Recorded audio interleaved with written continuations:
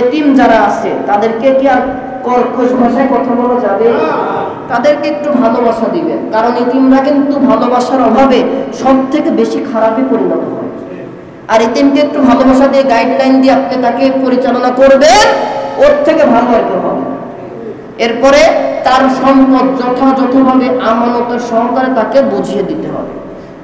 নিকট আত্মীয়দের, মিসকিনদের প্রতি খোঁজ খবর নিতে হবে, প্রতিবেশীদেরকে নিজের আনন্দে আনন্দিত করতে হবে। নামাজের বিষয়ে সচেতন, নামাজটা যেন আমার জন্য জাহান্নামের কারণ না হয়। আল্লাহ রাসূল বললেন, যারা নামাজের রুকু সিজদা ঠিকভাবে করে না, ওই নামাজ প্রথম আসমানেও যায় না, ঝুলন্ত থাকে, নামাজি ব্যক্তির উপরে নিক্ষেপ করা হয়। নাউযুবিল্লাহ বলেন। অতএব এমন নামাজ যেন আমরা না পড়ি যেটা আমাদের উপরেই ফিরে আসে। আর যা কাজ করতে হবে, খুশি করতে হবে কাকে? নিজের নিকট প্রতিবেশীদের সাহায্য সহযোগিতা করবেন। যদি কিছু চাইতে আসে, দা, কুরআন, বটি, গামলা বা কিছু টাকা, তবে এখানে কথা আপনারা যারা সাহায্য চাইতে সোনার মদিনা মনমর কাদরে প্রাণমর কাদরে যেতে সোনার মদিনা, যেই মদিনায় ঘুমিয়ে আছেন প্রিয় নবী নিরালা। আল্লাহুম্মা সাল্লি আলা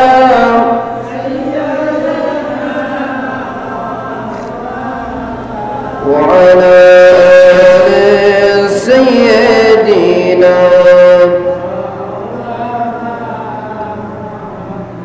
মনমর কাদরে দিলমর কাদরে যেতে আল্লাহর কাবা, যেতে আল্লাহর কাবা,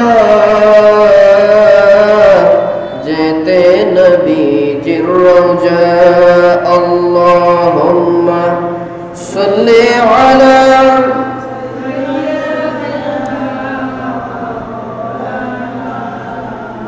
وعلى آل سيدنا بلغ العلا بكماله كشف الدجى بجماله حسنت جميع خصاله صلوا عليه। الحمد لله।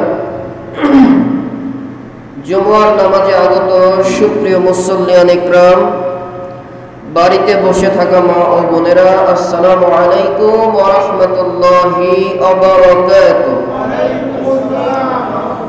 শুকরিয়া আদায় করছি মহান রব্বুল আলামিনের দরবারে, যিনি আমাদেরকে একটি সপ্তাহ পরে জুমার দিনে মসজিদে আসার তৌফিক দিলেন জুমার সালাত আদায়ের লক্ষ্যে। পাশাপাশি কোরআন ও হাদিস থেকে গুরুত্বপূর্ণ নসিহতমূলক কথা বলার ও শোনার যে মাবুদ আমাকে আপনাকে তৌফিক দিবেন, তার গোলাম হিসেবে তার দেওয়া জবান দিয়ে শুকরিয়া আদায় করে পড়ছি আলহামদুলিল্লাহ। দরুদ ও সালাম বর্ষিত হোক বিশ্ব মানবতার মুক্তির দিশারি নবী মুহাম্মদুর রাসূলুল্লাহ সাল্লাল্লাহু আলাইহি ওয়াসাল্লামের উপরে। রূহের প্রশান্তি কামনা করছি যারা ঈমান নিয়ে চলে গিয়েছেন কবরে, বিশেষ করে আমাদের মধ্য থেকে আপনজন যারা চলে গেলেন অন্ধকার কবরে, আল্লাহ তাআলা যেন তাদের কবরের আযাবটাকে মাফ করে কবরকে জান্নাতের বাগান বানিয়ে দেন বলে আমিন। মাগফিরাত কামনা করি। মসজিদের পার্শ্ববর্তী আমি যতটুকু শুনলাম যে একজন ইন্তেকাল করেছেন, ইন্না লিল্লাহি ওয়া ইন্না ইলাইহি রাজিউন। দোয়া করছি আল্লাহর বান্দা বেঁচে থাকতে যে ভালো কাজ করেছেন, আল্লাহ যেটা পছন্দ করেছেন, তার ওসিলা করে যেন তার জীবনের গুনাহ আল্লাহ মাফ করে দেন। পরিবারের ধৈর্য ধারণ, পরিবারের যারা বেঁচে আছেন তাদেরকে যেন আল্লাহ তাআলা সবরে জামিল তথা ধৈর্য ধারণ করার তৌফিক দান করেন বলে আমিন। সম্মানিত উপস্থিতি, আলোচনা চলছিল মেরাজের 14 দফার ধারাবাহিকতা। আমরা 3টা বা 4টা দফা মনে হয় শেষ করেছি। আজকের দফা আল্লাহ তাআলা একটি বিশেষ দফা দিয়েছেন, তোমরা ইয়াতিমের মাল ভক্ষণ করো না। আল্লাহ তাআলা রাসূলুল্লাহকে বললেন, ইয়া রাসূলুল্লাহ, একটি রাষ্ট্র পেতে গেলে সেই রাষ্ট্রের ভেতরে এতিম যারা হবে, যার মা বাবা নাই, যে সন্তান, তাকে এতিম বলা হয়। এই এতিমের যে সম্পদ থাকবে বা এতিমের যে হক থাকবে, এগুলো তোমরা নষ্ট করবে। তাহলে আদর্শ একটি সুন্দর রাষ্ট্র আমি আল্লাহ উপহার দেব, সুবহানাল্লাহ। সেই লক্ষ্যে আমি কোরআনুল কারীমের 30 নম্বর পারা সূরা মাউন তেলাওয়াত করেছি। মাউন এর অর্থ সাহায্য সহযোগিতা। মাউন শব্দের অর্থ কি? সাহায্য সহযোগিতা। কোরআনের 30 নম্বর পারাতে এটার অবস্থান। আয়াতে কারিমা 7টি। আল্লাহ তাআলা কি বলছেন? আমার সাথে যারা পারেন প্রত্যেকে তেলাওয়াত করবেন, না পারলেও জবান নাড়াবেন, ঠোঁট নাড়াবেন, যাতে আল্লাহ কোরআন তেলাওয়াতের নূর আমাদের অন্তরে গেঁথে দেন। বলেন আমিন। জবান সেরে পড়ুন আউযু বিল্লাহি মিনাশ শাইতানির রাজীম। বিসমিল্লাহির রাহমানির রহিম।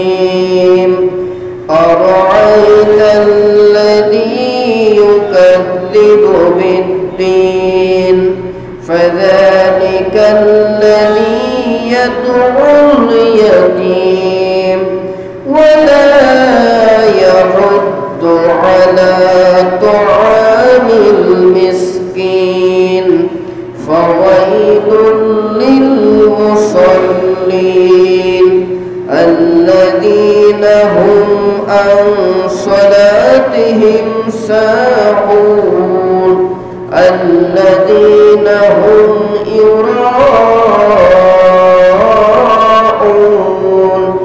ويمنعون الماعون صدق الله العظيم أرأيت الذي يكذب بالدين ও রাসূল, তুমি কি সেই ব্যক্তির কথা ভেবে দেখেছো যে বিচার দিবসকে অস্বীকার করে?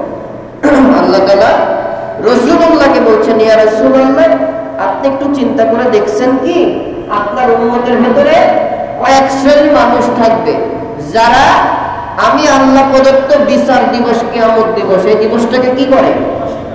অস্বীকার করে। তারা এটাকে গুনতিতে রাখে না।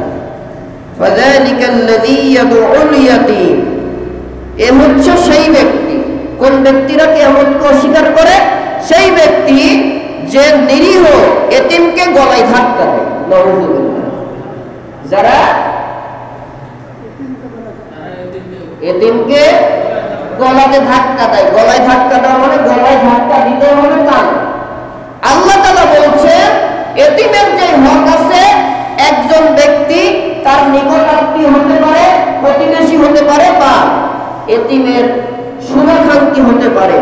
মা বাবা তো না, এতিম হয়ে গেছে, সম্পদ আছে কোটি কোটি টাকা, এরাও এতিমকে অবজ্ঞা করে। আল্লাহ তাআলা বললেন, এরা কিন্তু জালেম। এরা যেই কাজ করলো, এতিমকে ধাক্কা দিল, এই এতিমকে ধাক্কা দেওয়ার কারণে এরা আমার কিয়ামত দিবসকে অস্বীকার করলো। নাউযুবিল্লাহ। ওয়ালা ইয়াহুদ্দু আলা তুআমিল মিসকিন, ও নবী, এই শ্রেণীর মানুষ মিসকিনদেরকে খাদ্য কখনোই দেয় না, আবার অন্যকে দিতে উৎসাহিতও করে না। কিয়ামত দিবসে তাহলে কারা বিশ্বাস করে না? যারা এতিমকে গলায় ধাক্কা দেয়, যারা মিসকিনকে খেতে দেয় না, অন্যরা যে খেতে দেবে এই কাজে উৎসাহ করে না। ফাওয়াইলুল লিল মুসাল্লিন, ফাওয়াইলুল লিল মুসাল্লিন, মর্মান্তিক দুর্ভোগ, হতভাগা সেই সকল নামাজি। তারা কারা? আল্লাযীনা হুম আন সালাতিহিম সাহুন, যারা নিজেদের নামাজ সম্পর্কে উদাসীন ছিল। নামাজ পড়ে গেছে 40, 50, 60, 70 বছর ধরে, নামাজের শিক্ষা কি আজও জানে না।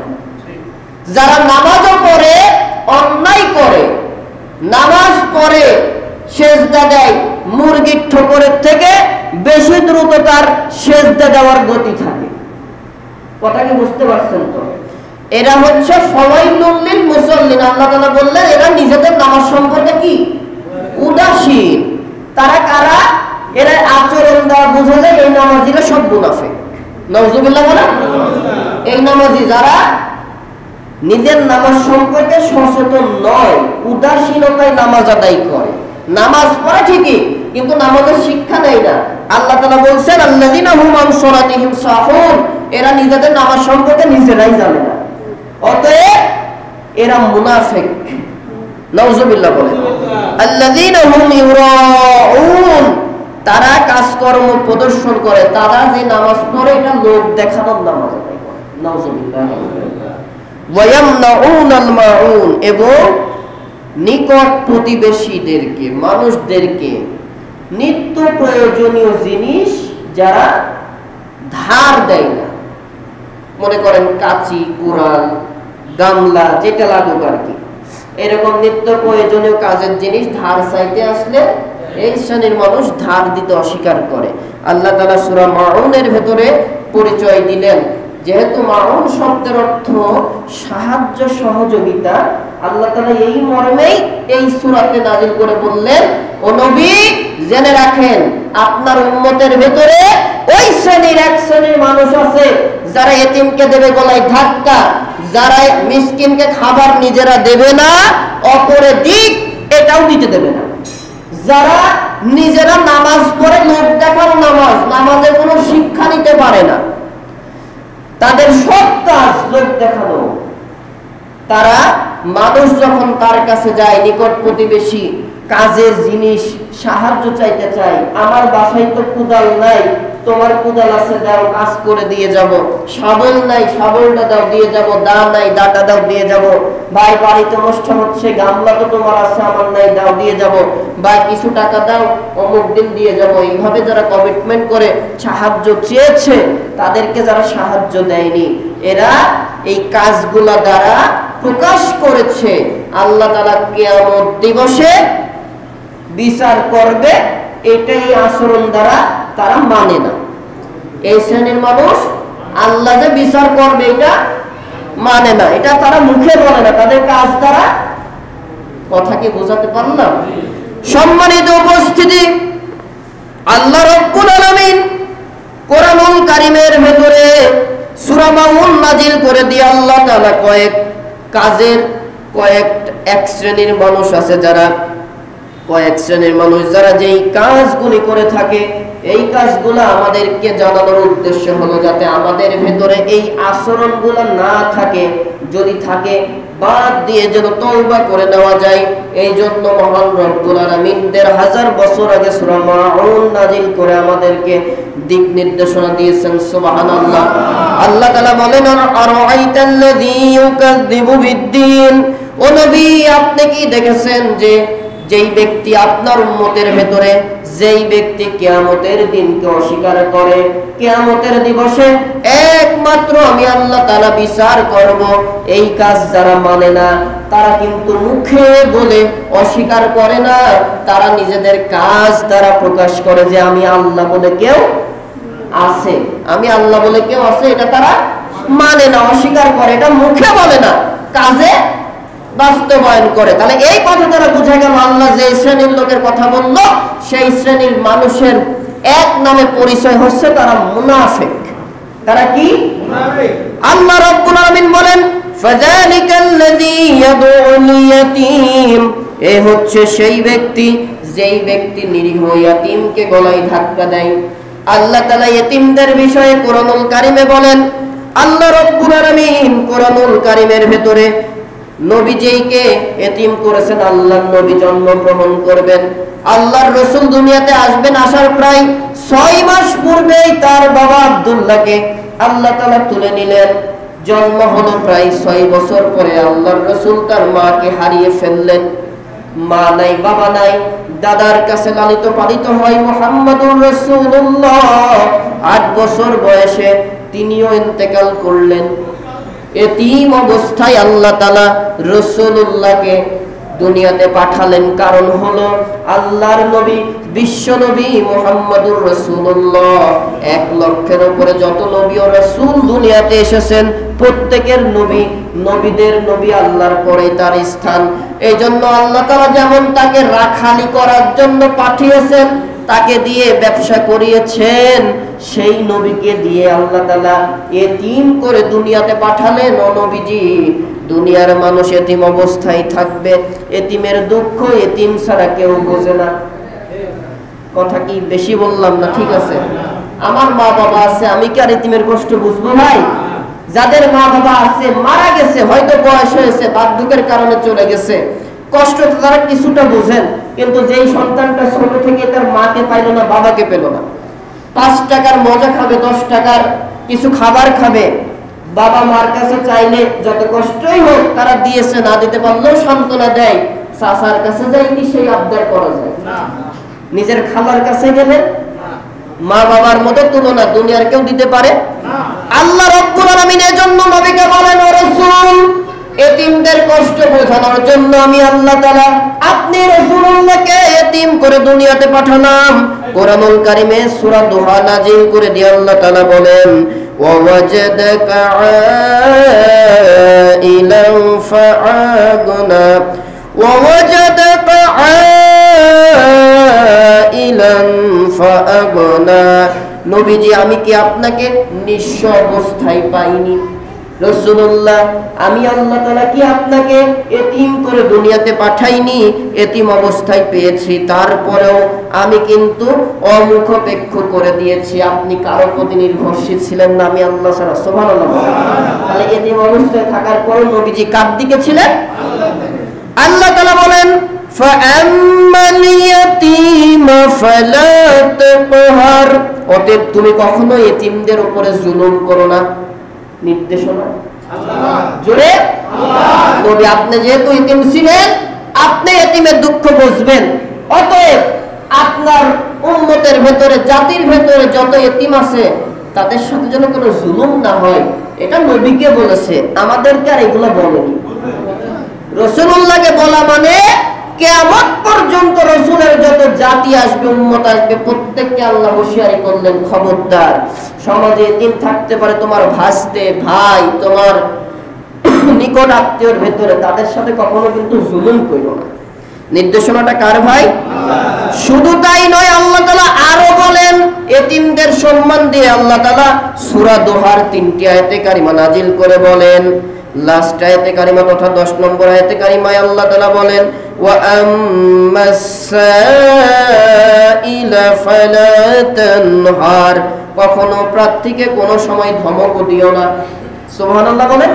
তাহলে আল্লাহ বললেন, নবী, আপনাকে এতিম পেয়েছি, অতএব এতিমের সাথে যেন জুলুম না হয়। আর এতিম থাকা অবস্থাতেও আপনি যেভাবে আমার দিকে ছিলেন, আপনার প্রতি বিশ্বাসী উম্মতরাও যেন আমার দিকে আসে, তাদের সাথে ধমক দিয়ে কথা বলবেন না। এই এতিমদের অধিকার নিয়ে আল্লাহ তাআলা মেরাজের রজনী 14 দফার ভিতরে একটা মৌলিক কথা আল্লাহ বলেছেন। সূরা বনী ইসরাইলের সিরিয়াল বাই সিরিয়াল এটা বন্টন আল্লাহ তাআলা জানাই দিয়েছেন। 34 নম্বর আয়াতে কারিমা নাজিল করে আল্লাহ তাআলা এতিমদের সম্মানে বলছেন কি? আল্লাহ রাব্বুল আলামিন কোরআনুল কারীমে এতিমদের সম্বন্ধে এবং তাদের সম্পদ, মালের বন্টন সম্পর্কে আল্লাহ তাআলা কোরআনুল কারীমে বলেন, ওয়ালা তাকরাবু মালাল ইয়াতীমি ইল্লা বিল্লাতি হিয়া আহসানু হাত্তা ইয়াবলুগা আশুদ্দাহু وأوفوا بالعهد إن العهد كان مسؤولا। তোমরা এতিমদের মাল, এতিমদের সম্পদের কাছেও তোমরা যেও না, তবে এমন কোন পন্থা যা উত্তম। তার মানে এতিমের সম্পদ সে যতদিন না সাবালক হয় ততদিন পর্যন্ত যদি তোমার অধীনে এতিম থাকে, এই থাকার কারণে, দায়িত্ব পালন করার কারণে তোমার যতটুকু পারিশ্রমিক হয়, এর বাদে তুমি তার সম্পদের দিকে কি ঘুমাচ্ছেন নাকি? তাহলে যারা জবাব দিচ্ছেন না, সন্তানি এতিমের মাল নষ্ট করার লোক, আমি তাই বুঝে নেব, জবাব দিতে হবে। সম্মানিত উপস্থিতি, আল্লাহ রাব্বুল আলামিন এতিমের হক সম্পর্কে আল্লাহ তাআলা বললেন, নবীজি খবরদার, রাষ্ট্রের ভেতরে যেন কেউ এতিমের মাল নষ্ট না করে, এতিমের সম্পদের দিকে যেন কারো নজর না পড়ে, এমনকি বৈধ পন্থা ছাড়া যেন কেউ এতিমের সম্পদের দিকে না তাকায়, ততক্ষণ পর্যন্ত সে এতিমকে দেখাশোনা করবে যতক্ষণ না সেই এতিম তার বয়ঃপ্রাপ্ত পর্যায়ে উপনীত হবে। সুবহানাল্লাহ। তার মানে ওই এতিমের অধীন, এতিম যেই ব্যক্তির অধীনে থাকবে সে ততদিন এতিম ব্যক্তিটাকে দেখাশোনা করবে যতদিন না সে সাবালক বা সাবালিকা না হয়, ততদিন তাকে দেখার দায়িত্ব আল্লাহ তাআলা দিয়েছেন দায়িত্বরত ব্যক্তিকে। এই কাজ করতে গেলে এতিমের জন্য হিসাব করে খরচ করবা, নিজের ইচ্ছামতো করার অধিকার আমি আল্লাহ দিলাম না। সুবহানাল্লাহ। আর কি করবা? তোমরা এদের দেওয়া প্রতিশ্রুতিগুলো মেনে চলো, কেননা কিয়ামতের দিন প্রতিশ্রুতির ব্যাপারে, জিজ্ঞাসাবাদের ব্যাপারে আল্লাহ তাআলা শক্ত অবস্থায় থাকে। সুবহানাল্লাহ। তাহলে সম্মানিত উপস্থিতি, অনেকগুলো আয়াতে কারিমাই আমরা যেটা বুঝলাম, আমাদের সমাজে এতিম অনেকেই আছে। হয়তো আমার সামনে বসে আছেন আপনারা যারা, তাদের ভিতরে হয়তো অনেকে এতিম আছেন। এতিম বলতে আমরা বুঝি যাদের মা বাবা নাই তারা এতিম। মা হোক বাবা হোক যে না থাকে তাকে কি বলা হয়? কিন্তু সাবালক যারা হয়ে যায় তাদের কষ্টটা কম হয়, কিন্তু যারা নাবালক অবস্থায় থাকে, এই নাবালক অবস্থাতেই কিন্তু তাদের সম্পদগুলো নষ্ট হয়ে থাকে। কথা কি বোঝাতে পারলাম তো ভাই? এজন্যই মহান রব্বুল আলামিন বললেন, ইয়া রাসূলুল্লাহ, আদর্শ সমাজ পেতে গেলে, আদর্শ রাষ্ট্র পেতে গেলে এতিমদের সাথে কখনো খারাপ ব্যবহার করা যাবে না। সাইয়েদনা দাউদ আলাইহিস সালাতু ওয়াস সালাম তার সন্তানকে পরামর্শ দিচ্ছেন, ও আমার সন্তান সুলাইমান, তোমার বাবার মতো তুমি এতিমদের প্রতি নম্র আচরণ করো। সুবহানাল্লাহ। আল্লাহর নবী বিশ্ব নবীর কাছে একজন সাহাবী এসে বলেন, ইয়া রাসূলুল্লাহ, আমি আল্লাহ তাআলার ভয়ে কান্না করতে চাই, কিন্তু আমার তো চোখ দিয়ে পানি পড়ে না। আমি যতই চেষ্টা করি রাসূল, আমার চোখ দিয়ে কখনো পানি আসে না।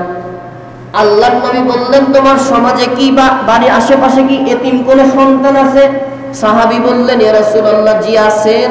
আল্লাহর নবী বললেন, ও আমার সাহাবী, ওই এতিম সন্তানটাকে তুমি যতটুকু পারো তাকে একটু খাবার জিনিস কিনে দিবা, তাকে পোশাক পারলে কিনে দিবা, আর বেশি বেশি তার মাথায় হাত দিয়ে দোয়া করবা, আদর করবা। এর বিনিময়ে আল্লাহ তাআলা তোমার হৃদয়টাকে নরম করে দিবে, চোখে আল্লাহর ভয় পানি আসবে। সুবহানাল্লাহ। তার মানে যাদের চোখে পানি আসে না, হৃদয়টা শক্ত হয়ে গেছে, হৃদয় নরম করার ঔষধ হলো এতিম সন্তানদের মাথায় হাত বোলানো, তাদেরকে কাছে নিয়ে নিজের সন্তানের মতো করে আদর্শ হাত করলে আল্লাহ তাআলা রহমত দান করে। সুবহানাল্লাহ। আল্লাহর নবীর চাচা, বড় চাচা নাম কি? হ্যাঁ, আবু তালিব, রাসূলুল্লাহ চাচা। আল্লাহর নবীর বড় চাচা আবু তালেব, তার সন্তান আলী রাদিয়াল্লাহু তাআলা আনহু, রাসূলুল্লাহর আলী কয়েক বছরের ছোট বড়। এই আলীকে বাবা পাশে রেখে শোয়াতো। আল্লাহর নবী তার ভাইয়ের ছেলে আবু তালেবের ভাইয়ের ছেলে আব্দুল্লাহর ছেলে মুহাম্মদুর রাসূলুল্লাহ, দাদা যেহেতু মারা গেছে, দাদা নাই, কে দেখাশোনা করবে? আবু তালেব নিজে দেখাশোনা করলো। আর রাসূলুল্লাহকে নিয়ে যখন এসে ঘুমাতো, নিজের ছেলেকে রাখতো ডান বাম পাশে, আর মুহাম্মদুর রাসূলুল্লাহকে বুকের উপরে নিয়ে শুয়ে থাকতো। সুবহানাল্লাহ। যেহেতু তিনি মৃত্যুর আগ পর্যন্ত আবু তালেব রাসূলুল্লাহর প্রতি ঈমান আনে নাই, আল্লাহর প্রতি ঈমান আনে নাই, কিয়ামতের দিন রাসূলুল্লাহকে সারা শরীর দিয়ে জড়িয়ে আদর করার কারণে মহান রব্বুল আলামিন জাহান্নামের ভেতরে আবু তালেবকে শাস্তি দিবে। মাথা থেকে পা পর্যন্ত কোনো শরীর আগুনে পোড়ানো হবে না, রাসূলুল্লাহ সম্মান করার কারণে। সুবহানাল্লাহ। থাক, আল্লাহর নবীকে একজন জাহান্নামী ব্যক্তি, রসুলে বর্ণিত জাহান্নামী ব্যক্তি এবং নবীর দূরের কেউ না, আপন রক্তের বড় চাচা, এই আবু তালেব ঈমান আনার না কারণে তার স্থান কোথায়? জোরে বলে জাহান্নামে স্থান। কিন্তু জাহান্নামের ভেতরে তো জাহান্নামীদেরকে সমস্ত শরীর পুরানো হবে, শুধুমাত্র আবু তালেবকে সমস্ত শরীর আল্লাহ তাআলা পুরাবেন না, যেহেতু তিনি দুনিয়াতে আল্লাহর প্রিয় হাবিব রাহমাতাল লিল আলামিনকে সমস্ত শরীরটা দিয়ে জড়িয়ে ধরে রেখেছিলেন, আদর করেছিলেন, আগলিয়ে রেখেছিলেন। সুবহানাল্লাহ। এজন্য জাহান্নামে কিভাবে শাস্তি দেওয়া হবে? হাদিসের ভেতরে বর্ণনা, আবু তালেবকে জাহান্নামের আগুনের জুতা পরিয়ে দেওয়া হবে। এই জুতাতে পা জ্বলবে, মাথার চাঁদি ফেটে তার জাহান্নামের শাস্তি আযাব তাকে নিতে হবে। তার মানে রাসূলুল্লাহকে সম্মানের কারণে, এতিমের সম্মানের কারণে আল্লাহ তাআলা এই আবু তালেবের উপরে রহম করবেন। অন্যান্য জাহান্নামীরা সমস্ত শরীর দ্বারা জাহান্নামে নির্যাতিত হতে থাকবে। শুধুমাত্র আবু তালেব রাসূলুল্লাহকে ভালোবেসেছে, এতিম ভাসতে তাকে ভালোবেসে সম্মান দিয়েছে। কাফেরেরা একত্রিত হলো, মক্কার শহরের সকল কাফেরের লিডারদের ভেতরে একজন অন্যতম লিডার ছিল আবু তালেব। আবু জাহেল, উতবা, সাইবা, ওলীদ ইবনে মুগীরা এরা যখন রাসূলুল্লাহকে হত্যার ষড়যন্ত্র করল, নবী পালিয়ে গেলেন। আবু শিহাবের কারাগারে প্রায় 3 থেকে 3.5 বছর রাসূলুল্লাহ আটক থাকলেন। এইখানে মা খাদিজাতুল কুবরা রাদিয়াল্লাহু তাআলা আনহা অনেক কষ্ট করে খাবার নিয়ে যেতেন। এই আবু শিহাবের কারাগারে বলা হচ্ছে আল্লাহর নবী 3টি বছর থেকে 3.5 বছর তিনি জেলখানায় আটক। 1 বছর খাবার খেতে পারলেন, 2য় বছর পেলেন না, বকরির চামড়া এটা খেলেন, 3য় বছরে গাছের পাতা খেয়ে তাদের থাকতে হয়েছে। ইসলামটা আল্লাহ তাআলা এত সহজে আর এত নরম ভাবে দেয়নি। আমাদের সমাজে তো ইসলাম পাওয়ার জন্য কিছু লোক আছে মসজিদে মসজিদে খালি টই টুকলা নিয়ে ঘোরে। ওরে কামি ওই কোন জায়গায় কোন মসজিদ ভালো, কোন মসজিদে এসি আছে, কোন জায়গায় গেলে নরম নরম কথা বলা যাবে, নরম সুন্নতের পেছনে ঘোরে। মিষ্টি খাওয়া সুন্নত, 3 দিন 5 দিন 7 দিন 1 চিল্লা 3 চিল্লার নাম করে মসজিদে পিকনিকের জায়গা বানায়। সত্য জায়গার ইসলাম প্রতিষ্ঠার জায়গা তাদের কোনো কাজ খুঁজে পাওয়া যায় না। রাস্তায় নেমে ইসলাম প্রতিষ্ঠার কাজ তারা করতে পারে না। সবগুলো সুবিধাবাদ জিন্দাবাদ মার্কা। আল্লাহর নবীর প্রকৃত সুন্নাহ আদায় করতে গেলে খাবার শেষে মিষ্টি খাওয়ার সুন্নাত যেমন মানতে হয়, রাস্তায় দাঁড়িয়ে ইসলামের জন্য, ইসলাম প্রতিষ্ঠার জন্য দাঁত ভাঙা সুন্নাত মানতে হয়। সম্মানিত উপস্থিতি, প্রায় 3.5 বছর রাসূলুল্লাহ আবু শিহাবের কারাগারে আটক। এই আবু তালেব গোপনে গোপনে অন্যান্য কাফের নেতাদের চক্ষু আড়ালে নিজের ভাসতে, যেহেতু তিনিও কাফেরদের 7 লিডারের 1 লিডার, তিনি গোপনে নবীকে দেখতে যেত, খাবার নিয়ে যেত। সুবহানাল্লাহ। কিন্তু মৃত্যুর আগে এই আবু তালেব ঈমান আনেনি। আল্লাহ রাসূল পাশে যে বলে, চাচা গো, আমার বাবার আদর তো আমি পাইনি, আপনি আমার বাবার আদর বুঝতে দেননি। ও আদর, ও আমার প্রিয় চাচা, কাফেররা যখন আমাকে মারার ষড়যন্ত্র করলো, আমি জেলখানায় আটক, কেউ দেখতে যেতে পারেনি, আপনি চাচা গোপনে গোপনে চলে গিয়েছেন একটা নেতৃত্ব পর্যায়ের লোক হয়ে। চাচা, আপনার সন্তান আলীর থেকে বেশি ভালোবাসা আমাকে দিলেন, আপনি মারা যাচ্ছেন, একটিবার অন্তত আপনি ঈমানের কালেমাটা স্বীকার করে নেন, কিয়ামতের দিন আমি আল্লাহর সাথে ঝগড়া করে হলো আপনাকে জান্নাতে নিব। সুবহানাল্লাহ। চাচা পড়তে যাবে, পাশে আবু জাহেল এসে বলে, কি গো আবু তালেব, বাপ দাদার পুরাতন ধর্ম ছেড়ে দিবা? পড়তে যে আবু তালেব আর ঈমান আনলো না। নবীজি ব্যক্ত হয়ে মুখটা মলিন করে চলে আসলেন। একজন সাহাবী পাশে ছিলেন, সম্ভবত বেলাল রাদিয়াল্লাহু তাআলা আনহু হতে পারে। তিনি বললেন, ইয়া রাসূলুল্লাহ, আপনি বের হয়ে আসার পরে আলী, আপনার চাচা আবু তালেবের ঠোঁট নড়া দেখলাম, মনে হয় তিনি কালেমা পড়েছেন। রাসূলুল্লাহ বললেন, আমার চাচা কালেমা পড়লেও আমি নবী নিজ কানে শুনি নাই, অতএব এটা ইসলাম গ্রহণের কালেমা হবে না। শুধুমাত্র ইসলাম গ্রহণের না করার কারণে, ইসলামকে জীবন বিধান হিসাবে স্বীকৃতি না দেওয়ার কারণে, বাবার নীতি, দাদার নীতি, দেবদেবীর নীতি, আমাদের সমাজে এইগুলো নাই, খালি ওই সমাজেই ছিল। দেখবেন বাবাকে জাতির পিতা বানানোর জন্য কত স্বর্গ, যে মানবে না রাষ্ট্রদ্রোহী মামলা খাবে। ছবিতে যদি কুকুরও পিসাব করে, যদি মাত্র কুকুরেরও ফাঁসির রায় দিত। কথা কি বুঝাতে পারছি তো ভাই? কেউ স্বামীর জন্য স্বামীর আইন বাস্তবায়নের জন্য মাথায় উঠে বসে, কেউ চাচার আইন বাস্তবায়নে, কেউ কার্ল মার্কস, লেনিন, ডারউইনের মতবাদ বাস্তবায়নে। আল্লাহ তাআলা বললেন জান্নাত পেতে গেলে সবগুলা অন্যায় থেকে তওবা করে ঈমানের কালেমা গ্রহণ করে আমি আল্লাহ যে জীবন বিধান ফর্মুলা দিয়েছি, জীবন বিধানের নামটা কি মুসলমানেরা? এই ইসলামের ভেতরে নিজেকে আত্মসমর্পণ করে দিবা। পুলিশ অ্যারেস্ট করলে যেমন তার আইন ছাড়া, অ্যারেস্ট করার পরে যে আইনগুলো আছে তা ছাড়া কোনো মানা যায় না, হাতে হাত ঘড়িও থাকে না, আংটিও থাকে না, চলাফেরাও তাদের আইনে থাকতে হয়, যতদিন অ্যারেস্ট থাকতে হয়। তুমি জান্নাতে যাওয়া পর্যন্ত আমার বান্দা বান্দিরা আমি আল্লাহ ফর্মুলা দিয়েছি, ইন্নাদ-দীনা ইনদাল্লাহিল ইসলাম, ইয়া আইয়ুহাল্লাযীনা আমানু দুখুলু ফিস-সিলমি কাফা। ইসলামের ভেতরে নিজেকে আত্মসমর্পণ করে দিবা। তার মানে তোমার কোনো মত, তোমার কোনো বুদ্ধি, তোমার রচিত কোনো মতবাদ চলবে না। ১৫০০ বছর আগে আমি দিয়েছি একটা মতবাদ, নাম কি? জোরে সকলের মুখ থেকে আওয়াজ আসুক, এই কিতাবের নামটা কি? এটা কার বিধান? হ্যাঁ, আল্লাহ আছে নাকি? আল্লাহ নামটা জোরে বলতে পারলেন না? যারা কথা বলতে পারেন তারা বলেন এই বিধানটার প্রণয়তা কে? সেই আল্লাহ তাআলা বললেন আমি কোরআনুল কারীম জীবন বিধান দিয়েছি, এখানে জীবন বিধান মনোনীত করেছি ইসলাম। এর বাইরে যে চলবা, বাপের নীতি হোক, চাচার নীতি হোক, দাদার নীতি হোক, পীর সাহেব সুফি দরবেশ হয়ে মক্কায় পড়ে থেকেও লাভ নাই। যদি মক্কা মদিনার ইমাম হওয়ার পরেও আমার ইসলামের ফর্মুলাকে বাদ দিয়ে, কোরআন আর নবীর আদর্শকে বাদ দিয়ে নিজের মন করা আইনে চলো, কাবার ইমাম হলে সাথ দেওয়া হবে না, জাহান্নামে যেতে হবে। আইনটা কার? আল্লাযীনা ইম্মাক্কান্নাহুম ফিল আরদি আকামুস সালাহ ওয়া আতাউয যাকাত ওয়া আমারু বিল মা'রুফ ওয়া নাহাউনা আনিল মুনকার। আল্লাহু আকবার। আমি আল্লাহর আইনের বাইরে চলবো না, যদি চলো জান্নাত পাবো না। প্রমাণ দেখো আবু তালেব।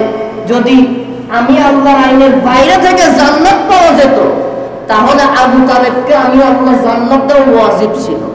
কারণ এই আবু তালেব নবীকে সকল কাফের মুশরিকদের থেকে নিজে বুক দিয়ে আগলে বাঁচিয়ে রেখেছিলেন, কিন্তু ঈমান আনেনি, জান্নাত পাওয়া না।